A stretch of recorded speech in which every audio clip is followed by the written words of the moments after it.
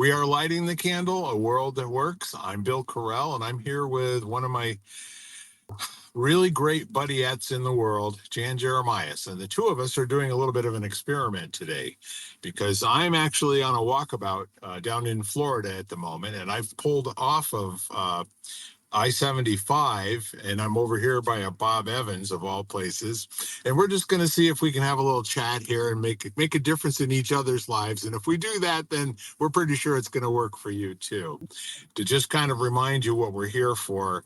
There's a lot going on in the world out there. There's a lot of noise, and for our time with you, we're going to invite you to maybe take a minute, close your eyes, maybe touch your thumb and forefinger together and just kind of like breathe in and breathe out and more or less become present and just enjoy the moment that you have now and enjoy this life and enjoy everything that's going on and most everything, and just take it all on and love everything for what it is and what it isn't. Okay.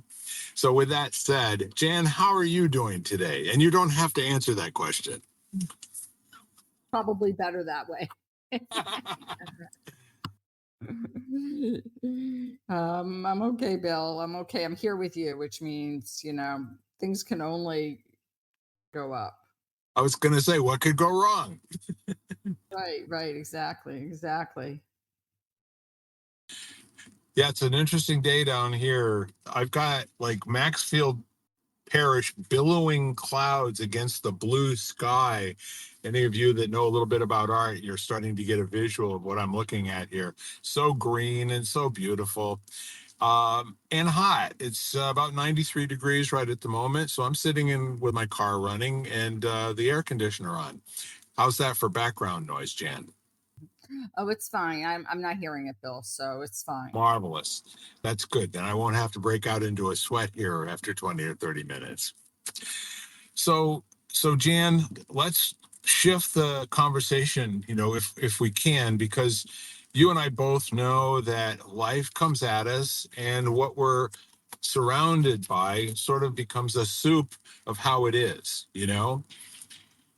and our thoughts that, will focus on the things that we're trying to solve that we can't solve.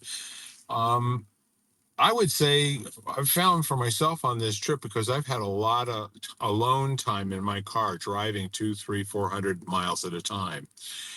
And so it's kind of a reassuring thing for me to check in and test my reality and sort of notice what kinds of thought patterns, if you will, have been happening, because you and I both know 80,000 thoughts a day. We don't pick which ones we get, but we do have a little choice over which ones we empower, right? Absolutely. I'm there with you in that absolute, statement, Bill, because we get to choose where we put our attention. And sometimes our attention, it is. You mentioned it as we opened. You're looking to solve a problem or a situation, and it's hard to not think about that 1, 2, 3 things that are in your immediate purview. Right. It's really hard to do that, let alone the things that you can't really, the stuff that's that's besides for everything that's going on in the world that you really feel like needs to be remedied, and all the outside stuff. Yeah, and there's a real technology that a lot of people are successful in employing, and it does take a little bit of time to develop the muscle to be able to do so. But in the face of things that are not working, um, there's a lot of power in being responsible for what's going on in the world. Your perception of how things are, and if you can be responsible for that, you're the cause of that, or not necessarily the cause like the action cause, but your energy is the cause of what happens in the world. You have the choice to shift to an energy state where you're inviting abundance, where you're inviting solutions, where you're inviting at an energy level, not at a process or steps level. So what if it's possible for your choice to empower the direction that your thought patterns are going to go. And if we can think in terms of the law of attraction, what you put out into the world in terms of energy, you'll get back only more. That's the simplification of probably 3 years worth of study you can put into it. However, when you really come down to everything, the more you're positive, the more you're going to attract positive things. And I don't mean Pollyanna positive. I mean, we're going to get through this in a powerful way, kind of a thing, where we're never going to have to sit in the middle of traffic going 80 miles an hour with our car stuck in neutral while everybody's zooming by us feeling powerless. We'll we'll always have that ability to hit the clutch, put it in gear, and catch back up again because that's who we are. We're beings that make a difference, right? Sometimes not in our own life so easily. So that's where the challenge comes in. I was just having, I mean, and that's in regard to everything. I think that, yeah, I mean, I think that, and they always say it's easier to give other people advice, but I mean, that's like kind of one snippet of it. Is I think a lot of times it's very hard for us to see we're too close to actually have an objective opinion to certain Right. things. We're also too emotionally vested. So there ends up being that whole element. And I was having this conversation in regard to Tonka last week because Tonka had a few compressed discs in his back. And so he and so we were chatting about, somebody said, "Oh, you can treat him," but it doesn't usually necessarily work like that because I'm too close to him and he is so bonded to me. It's Yeah. almost like, I can treat him, but I actually go and bring him to somebody else if he needs. So, it's sort of like a surgeon doing surgery on themselves. Right. Right. Right. Yeah. There are times where you have a disinterested, focused professional on board.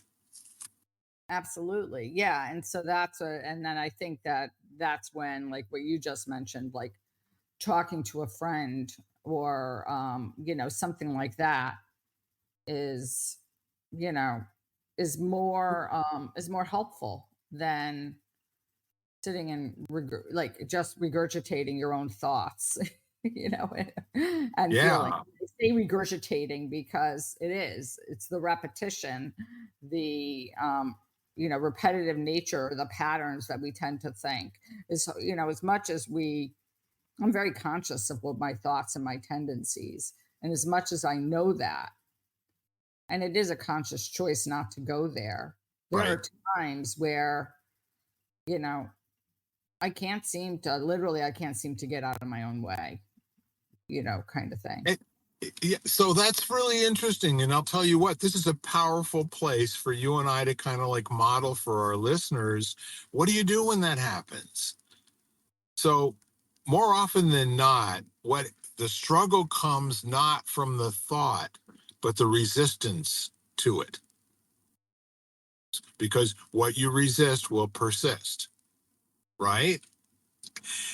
And let's face it, if you suddenly were to choose to become happy, none of the things in your life would change except for your willingness to be generous with yourself, to take care of yourself. And self-care is so important. Nobody else can do it for you. So, what do you hear in that, Jan? Well, self-care is really important, and I have a LinkedIn community, and we're very focused on self-care and Yeah. encouraging self-care. Um,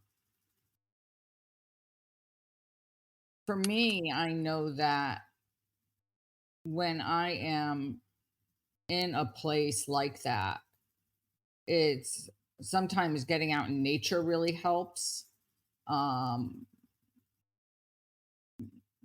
that's actually probably one of the things I would say go to a lot.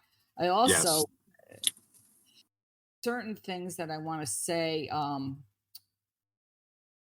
like, and I don't mean accomplished in a like I'm gonna to-do list kind of way, but actions or things where I actually get to see a result. Yeah. are very satisfying because I think sometimes for me, being in my own business, I plant a lot of seeds and I don't necessarily see the fruition of those seeds right away because I Right. plant them and I might not see the results of them for 6 months, a year. Like you never know when people are going to like it. People you speak to are all going to sudden say, "Oh my gosh, I spoke to her about this or him about this, and that really now makes sense for me." Yeah. That might happen in 2 years from now. But I think that sometimes you literally planting seeds, like getting out and doing, like yesterday, I did some raking and reseeding and watering and like seeing that fertile soil, that land, that piece that I cleared, and and the soil's kind of turned up and brown, and the seeds are there, and everything was really satisfying at the end of the day. Like I could see what I had done. And I think sometimes it's very hard for us because we don't necessarily see our actions take root, or we don't see that necessarily depending on what you do. And sometimes Yeah. that's hard as you go through life. Like you're like, what am I doing? I don't see any like fruits of my labor kind of thing. I don't know. Am I really making a difference? There is a velocidyness to it, if you will, that if you're working hard and fast and it's not producing an end result for you, the automatic response is, well, I probably go faster, faster, you fool, you know? And sometimes maybe it's stop and do something different for a minute or two, like you're saying. The universe has no idea which of the things you're working on are important. You got to remember, there's close to 8 billion other people doing stuff all the time, right? And the universe is somehow able to keep track of all of that, in this big stew of people's emotion and energy and all the rest of that sort of thing. But, if you come right down to it, and if you have a sense in your mind that things are wrong, then you'll continue to have that until you make a choice to have another thought that you have to initiate. So making a choice to stop what you're doing, go outside, scratch the dirt for a minute or two, put some water down, put a little bit of fertilizer, whatever, chase the dog around the yard, you know and then come back in having a little bit of fresh air in your lungs, and then sit back down again, and then do like a self audit, do a body scan and a mental, more or less a mental psych audit of how do I feel now, and what's the source of that, and if I were to replace that feeling with something else, what would I choose to put there? So the neat part of it is that in the big picture, what's the most important to do is that thing that makes you healthy now in this moment. Yeah. And you know, in doing so, I love what you said is like, do something that in that moment would make you happy because I think knowing quite a lot about the self-care realm and knowing the precise things I need to do, sometimes those are the hardest things to do. Like when I am trapped in my thoughts, and I say trapped because I'm on that kind of whatever that I'm on that like hamster wheel in my thoughts of like the just the same thing. Sitting down and meditating is not what I need to do as much as I promote it. But I really, because I don't, one is because I don't really want to sit there and have all those thoughts, Right. or all those feelings. And so I sit there and I'm like trying to, and one of the things you said, resist, and I'm trying to push them out. But that's very, very energetically draining. Like, don't think that. Don't feel that right now, for whatever it is, for 10 minutes, 15 minutes, 20 minutes, it's like, it's exhausting. And Good luck with that, as they say. like, Yeah. hey, good luck with it too, right? And so, like the other day, I sat down and the meditations have really been helping me, and probably because I wasn't in that dramatic kind of real, I want to say dramatic, like powerful, like ruminating of my thoughts. And so Right. I was able to do that. And I would say journal. which is useful. I mean, I have journaled at times like that, but sometimes when I journal things like that and a whole bunch of negative stuff comes out, it's maybe good in the fact that I've now done a brain dump or an emotion dump. Right. But if I want to go back and reread it, it's not something I necessarily want to reread because it's rereading all this stuff that I was trying to like make a choice to get rid of. Right. So, like, I mean, I sat down to do that the other day, and I was like, I wrote down a few sentences, but then I was like, this just isn't working because right now I wouldn't want to read. Like sometimes I've been writing a lot of inspirational stuff after I meditate. And that's been really powerful for me Sure. to go and to reread all these things that I'm worried about or my concerns about whatever. It's not very calming Right. or uplifting when I'm in that space. It just isn't. Sorry, everybody out there. Well, see, when you open a toolbox, if you only have a hammer in there, then you're kind of limited in the good results you're going to have. You're Right. going to your results are going to be hit and miss if you use that hammer for everything. So what you want to put in that toolbox is a bunch of different options that in any moment you can try, a hammer. And if that hammer is not getting that screw to go into the wall very well, look around, see if there's a screwdriver in there. It might be a flathead screwdriver. Oh, it turns out it's a Phillips head screw. Maybe we haven't not quite got the right tool yet. We need to do a little bit of fine tuning. So the bottom line to all of this is I mentioned responsibility. It's a key to the process of making a difference in the world at all, because you have to begin with yourself. And I don't mean like you have to begin with yourself, because a lot of people don't. I mean, for God's sake, most people do not think that anything they do in the world will ultimately make any darn difference at all. And so they go like almost sleepwalking through their lives. However, I'm here to give you a tip. I was sent to give you a tip. The tip is, hey, buddy, hey, gal, you make all the difference with you and the quality of your life. And like happiness, that whole, I'd like to be happy. I'd like to find happiness. I'd like to be with someone who makes me happy. Well, I got a bad, set of it's, heads ups here for you. And that is that happiness is like sweat. You generate it. It don't come from anywhere else. You got to do physical labor to generate sweat, right? Happiness is the same thing. There are exercises that you can do, and these things like sitting down, and for some people, meditating at sometimes. For other people, it's chasing the dog around. For other people, it's just patting themselves on the head and on the side of their necks and down the front and their back and getting goosebumps while they're doing that. And for other people, it's just phoning a friend they haven't talked to for a while and saying, you know what? I'm sitting here right now and I'm desperate in terms of, what I do next. I'm in good shape. Don't worry about it. I'm not, but I'm desperate I've been stuck in this position here now for too long. And I want to say, I love you, and start that conversation and hear what you have to say in response to that. You can do anything. You just want to interrupt the stuckness, and you want to put something in place that will allow your state to change and invite the power of the law of attraction to bring really good things back to you. Yeah, but I agree that um, we are, we are responsible, or we have to take. It's basically, I think of it as we have to take ownership of our own happiness. Because if you look for it outside of you, you'll be looking for the rest of your life. I mean, Yeah. it's just the bottom line.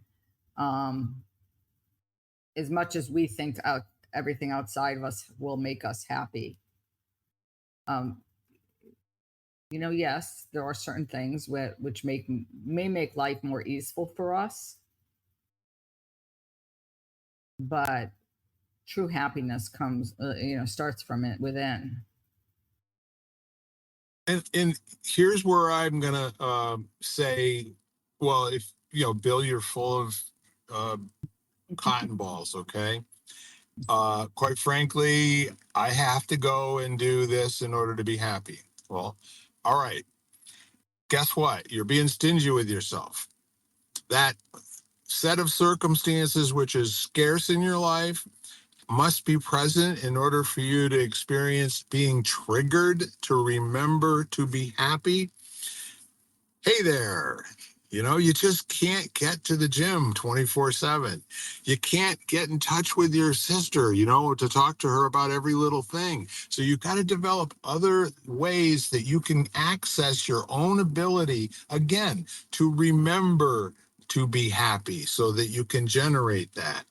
You can stand where you are and jump up and down and become 10 times more excited for a minute or two and then bust up in laughter, you know?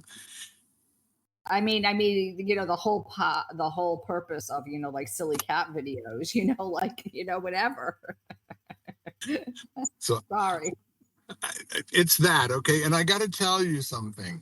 This is so cool. Yesterday, I'm riding around looking at real estate down here in Florida with a realtor, and she is this consummate professional, wonderful human being. And she's got the most gorgeous 5-year-old granddaughter who's riding along with us in the back seat. Now, this granddaughter has stuffed animals. She's got eye makeup. She's got all kinds of stuff. And I'm sitting in the passenger seat. She's right behind me. And she is messing with my hair, reaching over the top, grabbing my beard, interrupting every time Kathy's trying to say something to me while we're driving down the road. And I'm sitting there, and then all of a sudden I just put my hands up in the air, and the two of us just broke down in laughter. It was like we laughed for over a minute straight and could not stop laughing because of the ridiculousness of the situation. What do you do with a 5-year-old that's an exuberant, outgoing, wonderful, I mean, that was a gift from God, to have that moment with the three of us sitting there. Of course, the little girl in the back has no idea what happened. She Right. just thinks we were playing a game, and all of a sudden she just started messing with Bill in the front seat. Okay. But Kathy and I are sitting there. We can't get a word in edgewise to each other. And it's almost like, you ever had those moments where like you're in a conversation with 3 or 4 people and everybody's talking at once and no one will shut up, and just at least wait a turn. That's kind of what the situation was. And the instinctual response to that is to get uptight and angry. And then so we shot each other knowing looks, and then we just sat there and laughed our buns off uncontrollably. How she could drive, I have no idea, but she got us there safely.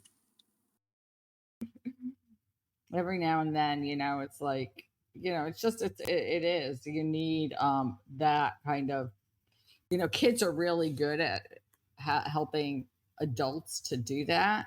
Yeah. Um, like last week, I saw my brother's grandkids, some of them, a lot of them, and my little nephew who's 3. I'm in love with him. I mean, he is so adorable.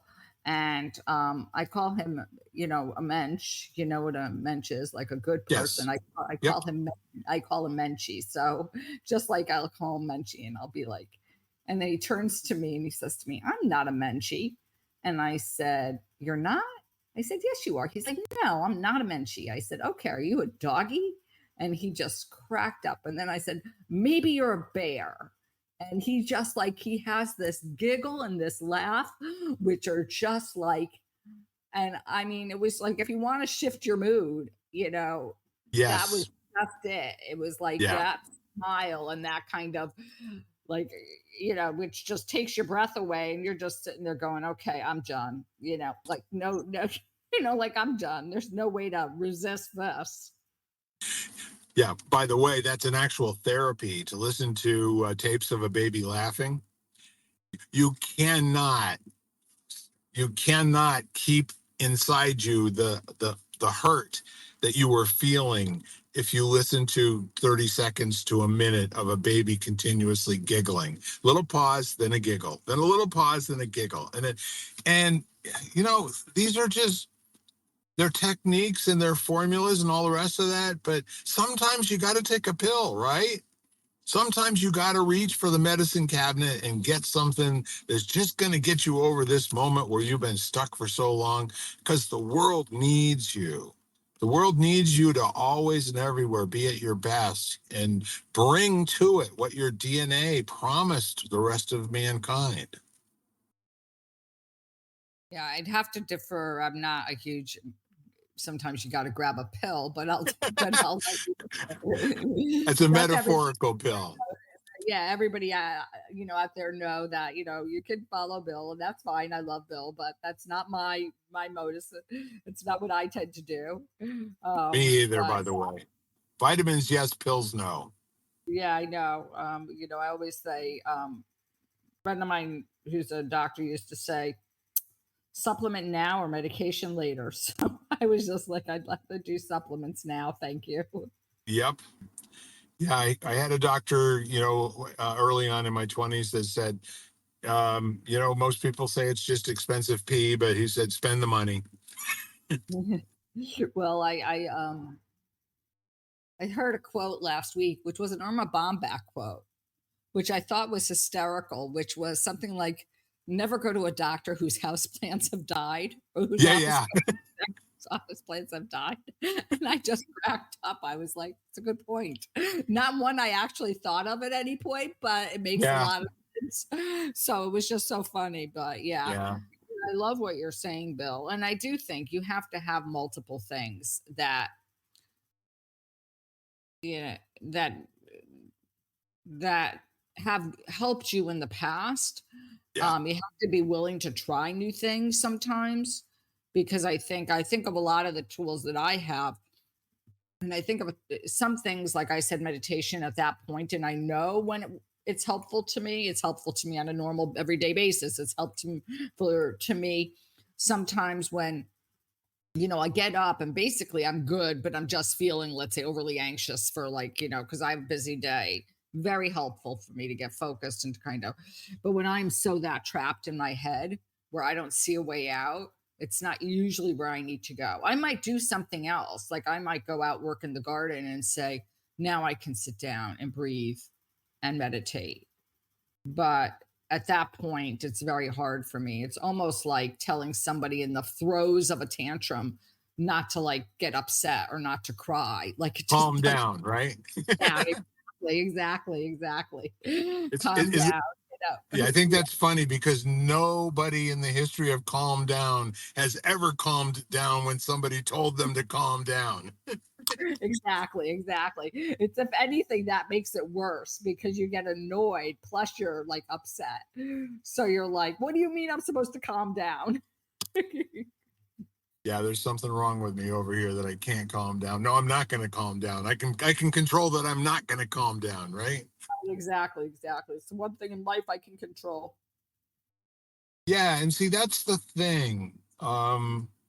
We human beings are equipped with some ridiculously powerful tools that no one ever really trains us to use. And the thing is that when you're in the situation, we're too smart for ourselves. Okay, like dogs and cats. I've said this before, and this is my basic premise: is if you can learn to be a little more childlike, a little more dog-like, and a little more cat-like, that's going to give you the wisdom element from the cat. It's going to give you the joie de vivre and the zest for life from the dog, and it's going to give you the joy, from the child. Those three elements together, give you a shot at being able to maybe not be a victim of your own tools. So we are the only beings that I'm aware of that can take a situation and try to try to come up with an alternative situation that should be happening.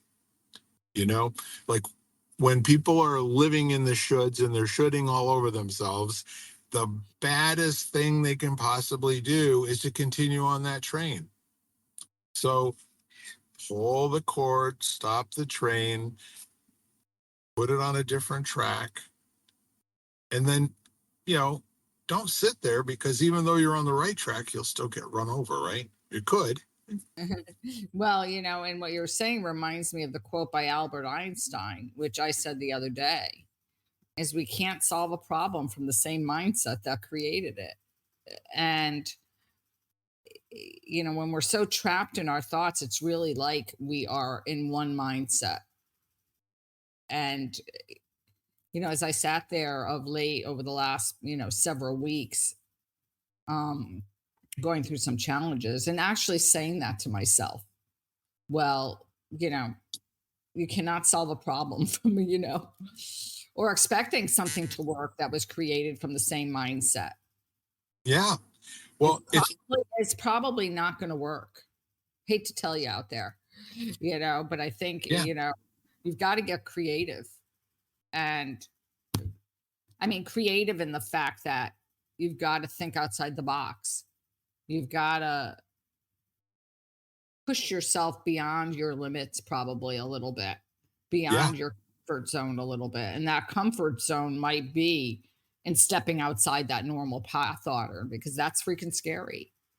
I mean, as bad as that those thoughts may be, we know what they are, and we're used to them.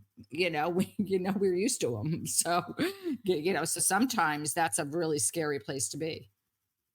agreed. And that's another one of our traits as human beings, and that is the ability to learn to be comfortable with being really uncomfortable. And that's not a good skill. That's a very, very low level survival skill that has close to the autonomic system in breathing, and respiration and all of that sort of thing as you can get. The being uncomfortable, it's kind of, I think, one of nature's ways to tell you there's a change called for, and the more you resist that change, the more you start to reward yourself and being proud of the fact that you were able to be comfortable while you were so uncomfortable. And there are times when that's good. Like if you're waking up at 3 o'clock in the morning and you feel like you got to go get up and go to the bathroom, you can give yourself a pat on the back if you go back to sleep for 1 hour, and then get up an hour later. You won the Cupid doll, okay? However, in life, it doesn't work that way. The longer you spend being in a situation that's not working for you, the less ready to change out of it, the less ready you're going to be to really do something to move your life ahead. I listened to a podcast recently. There's a podcast that I like. It's called The One You Feed, based on the parable about the wolf. The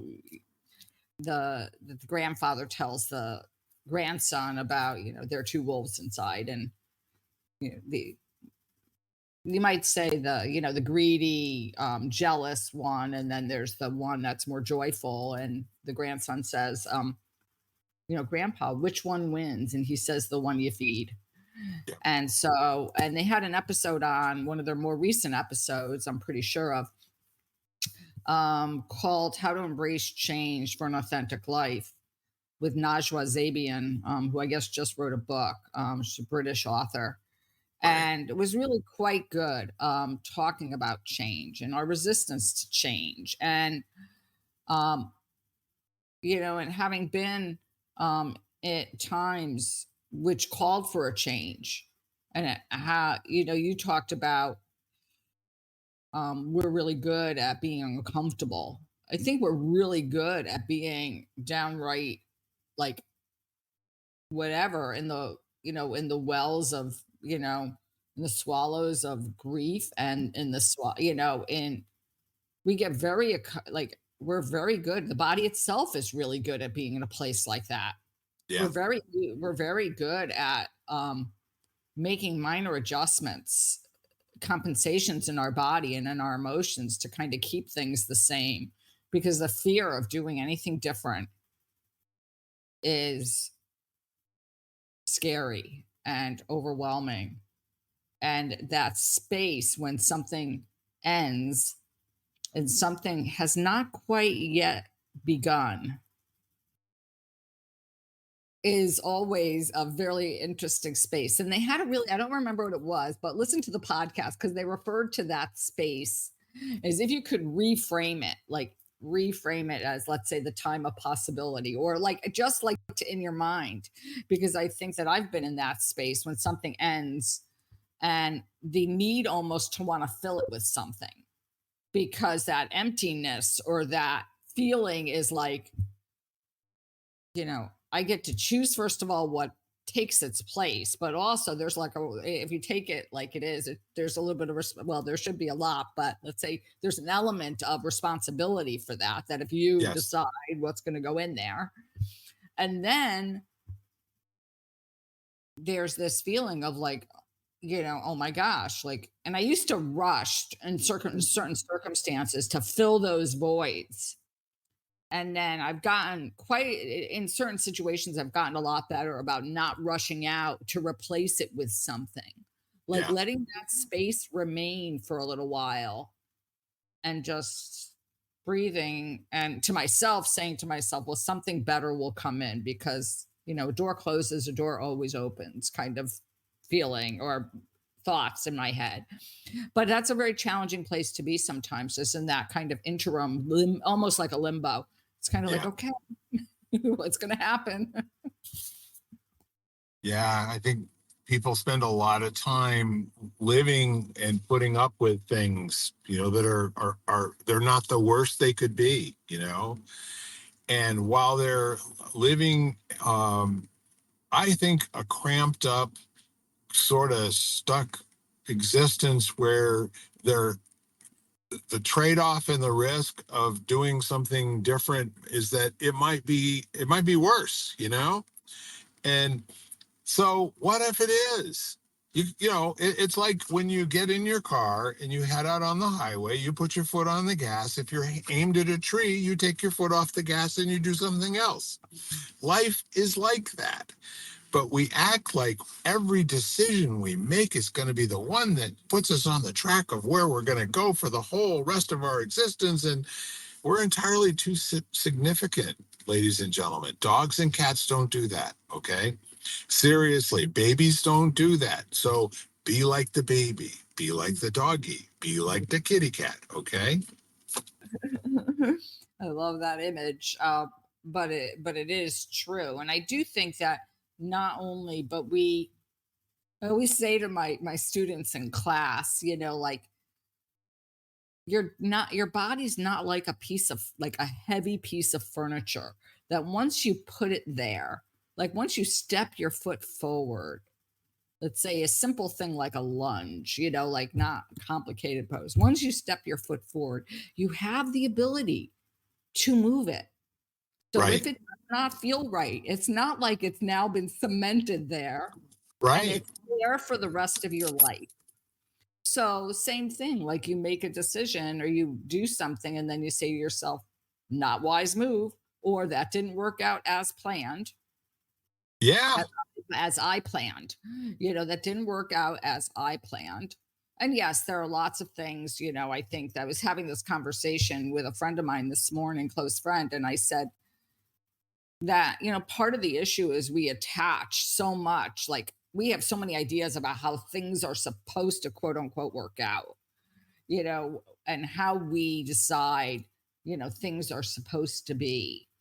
And that's one of the biggest issues, is we go in with this whole huge agenda of, like, even in every conversation. I mean, that's what's so nice about our conversations, Bill, is we never have an agenda.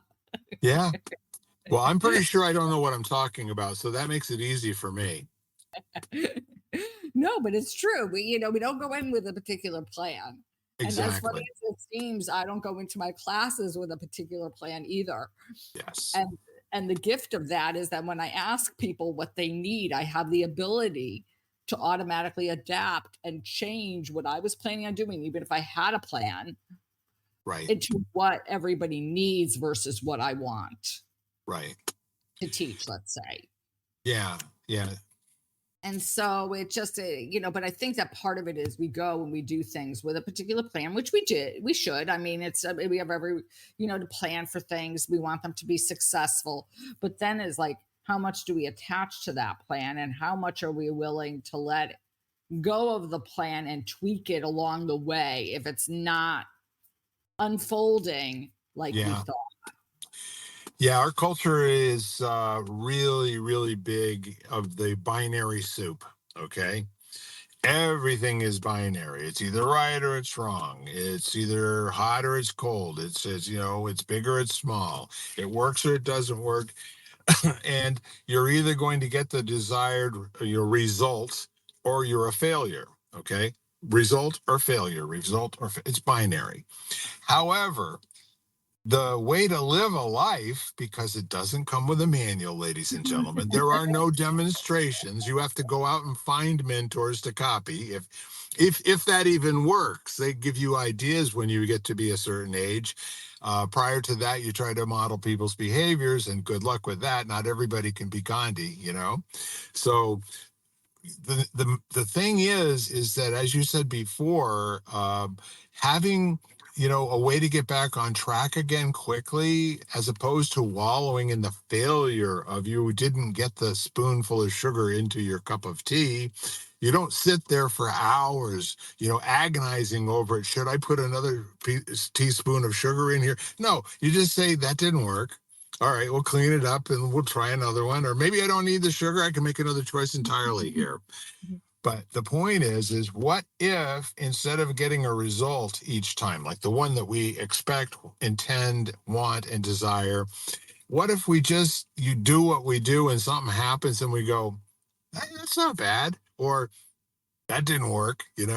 So you're freed up to be back in action quickly, and that's really that time between feeling the sense of failure, getting the bad news, or having someone deliver a message to you that you think could possibly mean a lot of different things, and how long you're taken out of the play until you can be back into your normal, beautiful, lively, wonderful, vivacious self, setting the world on fire, filling it up with your love.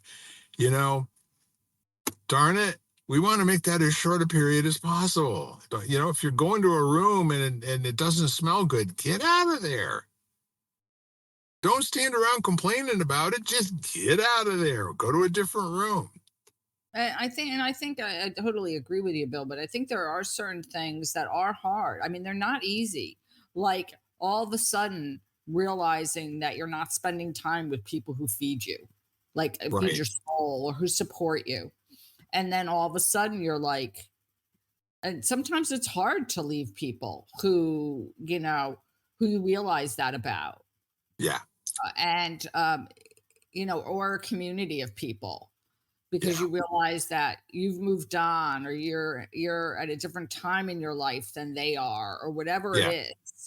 And I think that in that case, and then there are easier things, like literally, like you're in a particular situation and you think to yourself, or there's a situation that does cause you negativity or whatever.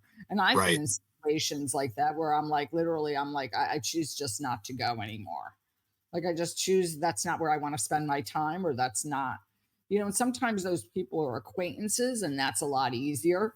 And sometimes they're people who are family, and that's a little more challenging, because, Yes. but I think there are points where, sometimes those situations, or the smelly room is a job where you realize that, okay, I've got to switch careers, or I've got to do something new, because Right. this isn't working out for me. This isn't an environment I like. I like the job itself, but this Right. isn't, and or maybe it's a neighborhood you live in. And Right. then all of a sudden you're like, okay, well, I've outgrown this neighborhood and I need to move somewhere else with whatever. And those are things that, where those are just some examples of like the smelly room. Yeah. And of all of those results oriented people, that it's either win or fail. Um, See if you can change the definition of failure in your life, have it be like a lesson that, they say if you lose, don't lose the lesson. But no, how about you get a lesson out of everything you do? You know, be mindful, be attentive, spend some time really, kind of diving into what's going on, what happened. And excuse me, excuse me, I turned my AC off and now it's getting hot in my car and that's making me want to sneeze. So what I did is I blew my nose. Did you see that? Okay. And here I am talking about it, which is even worse. I mean, what the hell? Bill, TMI. All right, guys, you know me. So the point is that in life, it's not the bad things that are going on in your life, the hard things, the uncomfortable things, the things that hurt. Those are not the enemy because you're going to do something about those. Getting into a state of complacency where things are just plain good enough, you're not happy, but they could be worse. But why would you go less than for like the whole gusto? You never know how much more time you've got. You and I live like we got time, right? And that's the joke, according also to Einstein. We live Well, like we have time. yeah, and so many out there, philosophers through the years, or just people in general, Yeah, very wise people who you realize you really never know. right. We really, and I think we've learned that over the past 3 years or 4 years, especially. Yeah, I think most of society, but I know that you and I have definitely learned that. And you you realize that life is too short and people are too valuable um for you to think like that. But I think that you there are little, and once you, like, if you're in that, yes, there are those times where you feel like you might, like those dramatic times where life is really crappy, excuse my right. expression, but like really hard. And then there are times when you are like sort of coasting, where life is not bad and life isn't good, isn't great, but you're kind of going through. And with all that, you just look for opportunities to make it even better. Let's just say that. Sure. Then wherever you are, like, for me, it's always like that's when nature gets to be really big, because I really think nature's miraculous. Yeah. It's especially now here that I'm where, we live pretty close, very close to each other, Bill. Normally, when you're not in Florida gallivanting, perusing around, but we live very close, and it has been a spectacular spring. Like, it's been Yes. like beyond gorgeous. And so, it's just that inspires me. It makes me, I realize the miracle of nature, whatever, if you believe in God, whatever, however you want to label that outside energy or force or universe. Yeah. Um, and then just looking for opportunities to be grateful always. Even Yeah. when I'm stuck, that's what I do. I'm like, okay, well, okay, there's an opportunity here for gratefulness. Yeah. And I think the thing that I want people to take a look at, um, Dalai Lama is an interesting guy. I've never met him. I have read many of the quotes of many famous people, but one of the things that I've heard him say is that the true, authentic state of being for human beings is to be happy and satisfied. It's only the attachment to their troubles and things they don't have that makes them unhappy and dissatisfied. They want a state of being, they're attached to a state of being that they don't have access to. And with that being said, your responsibility to yourself, because no one else can do this for you. They will never know if you're struggling. They're never going to know. Like most people, you go by every single day, they're dealing with demons that you have no idea. and they put a good face on and they smile at you. And there's a high rate of people that check out of the planet, by their own decision every single day. And it's important that you think of yourself as a very blessed thing and a very blessed being that deserves to be authentic, that deserves, and I don't mean like good person or impressing other people's. Authenticity has nothing to do with anybody else. Authenticity is for you to be truly interested in who you are, what your contribution is that satisfies you and keeps you fed and happy on this planet. Now, if you're doing that, it's going to take care of anybody else around you, or something else will take care of them. But the authenticity that's available to you is only accessible because you put your foot on the gas. Nobody else can do that for you. Mm-hmm. No, that's um, absolutely true. And I think that when we're in relationships with others, which most of us are, in some extent, whether you have friends or colleagues or neighbors or whatever, we don't live in isolation, most of us. And then um, we um, we need to remember that when we interact with other people, because they don't know what we're going through unless we decide we're going to share it with them. Yeah. I mean, they really don't. I mean, I don't, you don't know what's going on in somebody unless you really sit down and have a conversation and ask them, now, Yes. what is happening with you? I've noticed or whatever. However, even if you haven't, how are you? But not even how are you, but really, how are you? Right. Like really, cuppa, I'm fine kind of thing, which is like one of my like phrases that I hate the most Yeah. because it covers up and people just automatically flies out. How are you? I'm fine. Yeah. When you can just tell that they're really not, and maybe it is a comfort thing that they don't feel like comfortable sharing that, or a time, like a time and space thing, like they're not in a location where they feel comfortable sharing stuff or that's personal or whatever. But there are points where you know that they're either not ready or they don't feel, and I don't want to say comfortable because it's not exactly comfortable.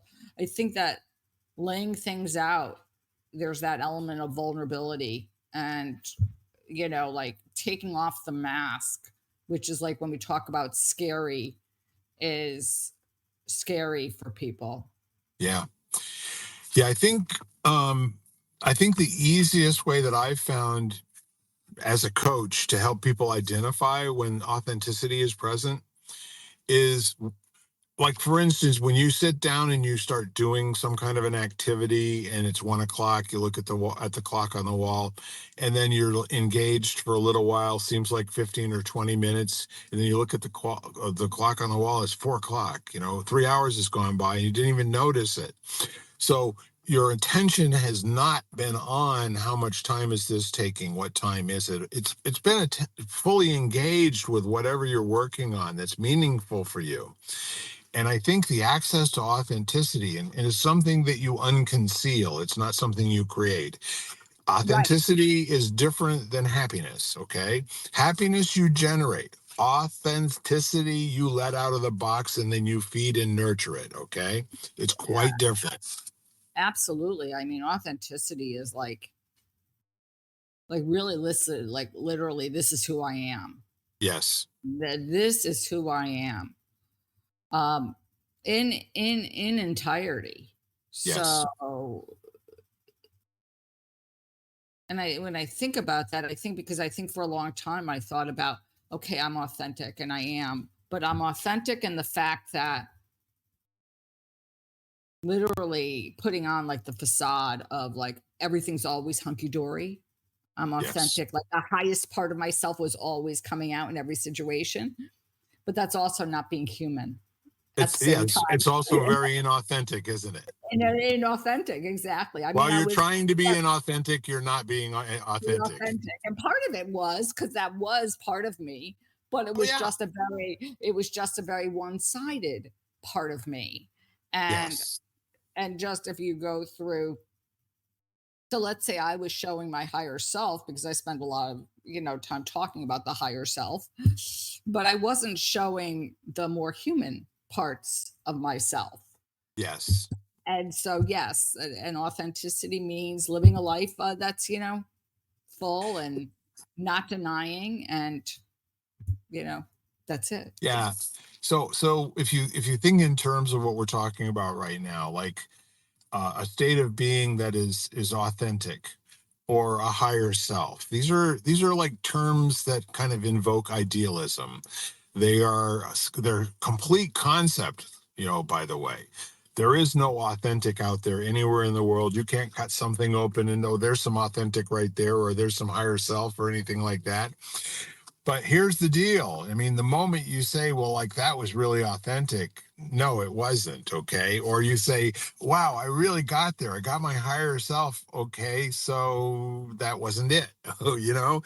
And so what life is really all about is finding that zone that's in the like growing like a weed and constantly having more ground to take, and not patting yourself on the backside every time you win, or take a little bit more ground, because these things are temporary. Things change. And if you don't believe that, I'll give you a banana and see you in a month and let's see if it looks any different. Okay. Right. As you're saying that about, authenticity, when I was talking about this the other day, I said, when I first started to practice yoga, I remember, sitting in class and it was very traditional. My teachers were very traditional and we used a lot of philosophy and everything. And it was wonderful. But it Yeah. was all almost to this extent where liberation or bliss was this experience of living in that very higher self space all the time. Right. And I remember thinking to myself, well, then it's hopeless because I'm never going to be able to achieve that. Like, how do you stay in that space all the time? Like, and I remember thinking to myself, well, and I practiced because I loved and I would get glimpses of that space. And I was like, and of course you do, you love being there or whatever. But then you realize that, 99% of my day, I'm not there, and maybe a glimpse of that 1%. And then I started practicing a style of yoga called Anusara, and Anusara stands for means to step into the flow, is like the flow of the universe, and it really meant experiencing life and all that is. Meaning, if life was hard, you didn't escape it, you lived it. If life was Yeah. joyful, you did the same thing. It was Yeah. truly being in every moment as it came. And I remember thinking to myself, oh, I can do that. Like that was achievable to me, and not Right. achievable in the fact of like I was trying to, like I said, achieve something. Like this is a different, if I could figure out another word, I would, because I don't really like the word achievable. But I thought to myself, that's doable. Like I Yeah. could practice being so present that whatever happens, I'm there. Like if it's good, I'm there. If it's bad, I'm there. And just, and that was life. And I thought, oh, okay, I can do that. As opposed to trying to reach some sort of idea of higher self or living in a space of, where I was not, I was just this person who was all, just like the spirit part of myself, let's say. Yes. I was like, well, that's fine and dandy, but that, 0.5% a day, I'm going to be able to do that just isn't enough. Yeah. It's always like that. At the beginning, you have this notion of what, being your higher self means, and it means, you know an amazing amount of wisdom and discipline and all the rest of that sort of thing. And maybe all it means is just lightening up and having a sense of humor, like when Tonka seemed to like that definition. So we'll go with it. Well, I'll tell you what, kiddo, we've done it again. We've hit our hour mark. Is there anything else that you want to say to kind of like wrap things? Tonka seems to want to say a lot. Yes, he is. He's very vocal at the moment. My mom's staying with me, and she was outside and came in, and he has to like announce her. Yeah, and welcome her back, right? It's funny. Well, anything to wrap up? No, I think it was a great conversation, and thank you, Bill. You know what? Thank you. The best conversations are the ones where you can't tell who's giving and who's receiving, I say. Right, Yeah. right. And Yeah. I think that's why I always look forward to our little chats.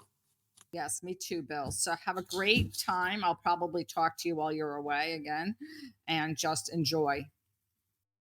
Yep.